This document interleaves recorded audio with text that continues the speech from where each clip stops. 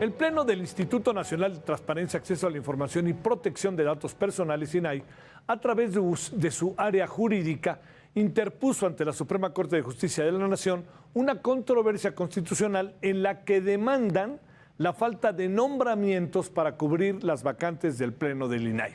Bueno, recordemos que el 16 de marzo, el presidente López Obrador vetó 2 nombramientos para comisiones del INAI que habían sido elegidos por el Senado. Dio una serie de argumentos al presidente para decir el por qué lo vetaba.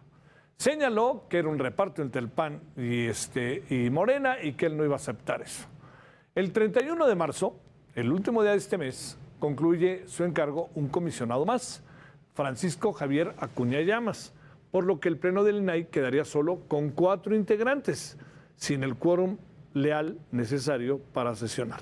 La Suprema Corte de Justicia de la Nación confirmó que recibió esta controversia constitucional promovida por el INAI, en la que se demanda la falta de nombramientos para cubrir las vacantes del Pleno de dicho instituto.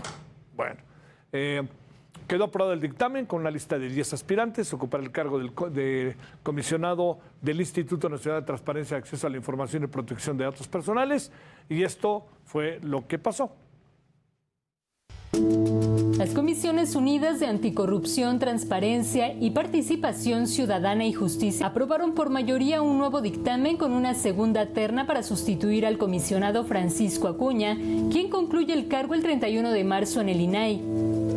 Senadores de Morena, PAN y PRI protestaron porque las evaluaciones de los aspirantes no son vinculantes para el acuerdo en la Junta de Coordinación Política del Senado. Yo protesté de que esta evaluación, al menos que nos garantizara la Junta de Coordinación Política que iba a ser vinculante, cosa que no quisieron garantizar, entonces no nos metiéramos a la simulación a la que nos habíamos metido. Habíamos generado para la sociedad un mecanismo que tenía una mayor pulcritud y que tenía un mayor nivel de análisis, que además de la valoración que cada legislador hace, legisladora, que es muy válida, yo no tengo por qué, digamos, rechazarla, sin duda tenía candados externos que te permitían contrastar y desechar cuando algún perfil claramente había sido políticamente incluido y no en base a sus méritos, que es el caso, cuando menos, de uno de los finalistas que están proponiendo aquí. Este dictamen propone que sean 10 los aspirantes, 5 hombres y 5 mujeres. Se trata de María de los Ángeles Guzmán, Ileana Hidalgo, María de Lourdes López, Luz María Mariscal y Alma Cristina López. La terna de hombres está conformada por Julio César Bonilla, Jonathan Mendoza, Luis Gustavo Parra, José David Cabrera y Salvador Romero. El 31 de marzo, el INAI corre el riesgo de quedar inoperante ante la falta de quórum por la salida de Acuña, ya que únicamente estarán 4 de 7 comisionados y el mínimo para sesionar es de 5. Verónica Macías, Heraldo Media Group. Bueno, vamos a dividir, si le parece, la conversación con Blanca Lilia Ibarra, comisionada presidenta del INAI, en 2 partes. ¿Sí? Blanca Lilia, te saludo con enorme gusto y te agradezco que estés esta noche con nosotros. ¿Cómo te ha ido? Buenas noches. ¿Qué tal, Javier? Buenas noches. Gracias. A ver, déjame plantearte por qué divido en 2 el asunto. Primero, yo te diría, ¿qué impresión tienes respecto a cómo fue recibido tu informe? Y también, ¿qué 2 o 3 asuntos vale la pena recordar del contenido del informe, Blanca Lilia? Gracias, Javier. En efecto, el INAI cumplió como cada año con presentar el informe de labores ante el Senado de la República. Tuvimos no solamente pues que dar cuenta de las labores desarrolladas desde octubre de 2021 a septiembre de 2022, y donde mostramos justamente el avance que ha habido en el interés ciudadano para hacer solicitudes de información. Ha habido récords históricos. En el año 2022 aumentó en 10.32% en comparación con el periodo anterior, y naturalmente también aumentó notablemente el número de recursos de revisión. Esto es lo que resolvemos nosotros semanalmente, que son más de 400, cerca de 500 recursos de revisión, incluso cuando las solicitudes de información no han sido respondidas debidamente por los sujetos obligados. En el Senado recibimos las preguntas de las y los senadores, respondimos a ellas. Y naturalmente advertimos que en el Senado existe no solamente el reconocimiento al trabajo que hace un instituto que defiende derechos fundamentales, sino particularmente también que existe el interés de que se pueda potenciar el trabajo para hacerlo. Sin embargo, como bien lo decían ustedes, estamos ya a unos días de que el INAI se quede sin quórum. De acuerdo al artículo 33 de la Ley Federal de Transparencia, se requieren de cuando menos 5 comisionados para que podamos sesionar. De tal forma que, bueno, pues estamos en una coyuntura histórica. El INAI está a punto de no contar con el quórum suficiente y en ello, pues hemos hecho expresiones de pedir respetuosamente al Senado de la República que concluya con esta etapa en donde, por un lado, ya se ha dicho, el comisionado Acuña termina este viernes su gestión. Hoy ya dieron cuenta ustedes del dictamen de las Comisiones Unidas y por el otro lado camina el otro procedimiento donde se deberán de nombrar 2 comisionados para que por lo menos podamos contar en breve con ese 5º comisionado que hace falta para garantizarle a la gente esto que ha costado muchos años,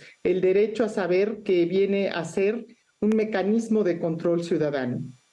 Blanca Lilia, a ver, te diría, ¿cuál es ya lo dices, pero déjame planteártelo otra vez.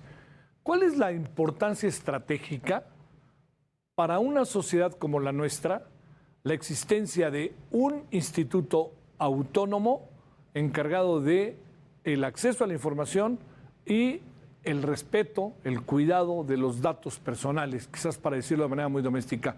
¿Dónde radica para una sociedad el tener, qué importancia tiene tener un organismo de esta naturaleza que además es autónomo?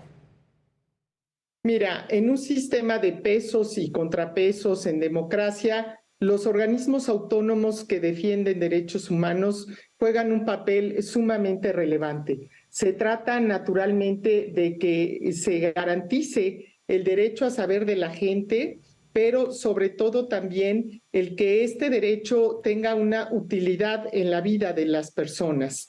Tú sabes que el derecho a saber es un derecho instrumental, es un derecho llave que abre la posibilidad de utilizar otros derechos como el derecho a la salud, el derecho a la vivienda, al medio ambiente, a la justicia incluso. Creo que es muy importante que cuando no hay esta atención, bueno, pues vivir en la oscuridad da origen a que sea una serie de situaciones como se han conocido actos. ¿Qué ha pasado con el INAI? Bueno, pues desde que fue creado, el INAI en distintos momentos y en distintos sexenios ha abierto información sobre casos de corrupción. Por mencionar solo algunos, el Paso Express, el caso Duarte.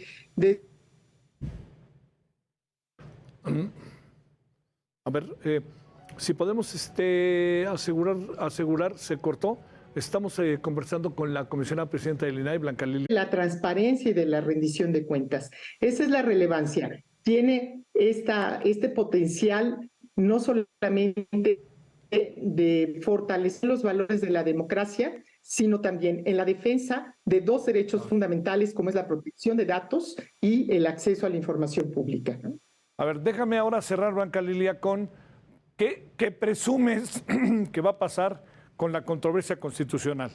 ¿Qué debiera pasar? Porque el día 31, el muy querido Francisco Javier se va, deja el INAI y entonces tenemos 4 vacantes y ya explicabas al inicio las dificultades que se vendrían. ¿Qué piensas que puede pasar con la controversia? Y déjame agregar otra cosa. Yo sé que no es tu papel, pero pareciera que los perfiles empiezan a ser cada vez más atractivos en algunos casos para ser comisionados. Pregunto.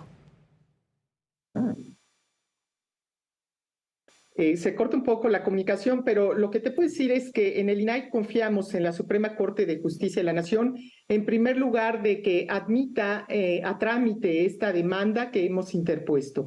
Y en segundo lugar, bueno, pues estamos solicitando que nos otorgue la suspensión para que podamos sesionar por lo menos 4 comisionados, porque solo así podremos mantener esta garantía de los 2 derechos que tutelamos.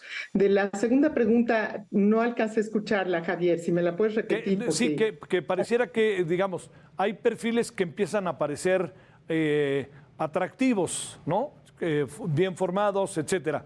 Hay algo que me inquieta, que el presidente tiene una segunda posibilidad de veto y a lo mejor pues entramos en un terreno de toma y daca y veto a saber. A ver, ¿cómo ves este panorama? La ruta crítica, te diría Blanca Lilia, ¿cómo la ves? Bueno, recordar que están corriendo al mismo tiempo 2 procedimientos, en el que diste cuenta el día de hoy de las Comisiones Unidas, que, bueno, pues ojalá lleguen a un acuerdo en la Jucopo y se pueda presentar ante el Pleno y votar el nombramiento de un comisionado. Y en el primer caso, que es donde ya hubo una objeción, el presidente de la República tiene la posibilidad en un segundo momento de objetar nuevamente si será este nombramiento por parte del Senado. Sin embargo, habrá una tercera oportunidad donde ahí ya el presidente de la República ya no tendrá posibilidad de objetar el nombramiento y será directamente el Senado de la República, quien deberá hacerlo. De tal manera que, yo insisto, confiamos en que la Suprema Corte admita nuestra demanda que hemos presentado el día de hoy y otorgue la suspensión correspondiente. Pero también confiamos en el Senado de la República en que llegarán a estos acuerdos para privilegiar a una institución del Estado mexicano que obedece a la sociedad. Fue creada para atender una causa, que es la causa de la transparencia, para proteger 2 derechos fundamentales, y estoy convencida de que las y los senadores podrán lograr los consensos necesarios para sacar adelante estos nombramientos. Blanca Lilia, te agradezco mucho la conversación. Muchas gracias, buenas noches. Muchas gracias a ti, Javier. Muy buenas noches. Gracias, que descanses. Gracias, buenas noches.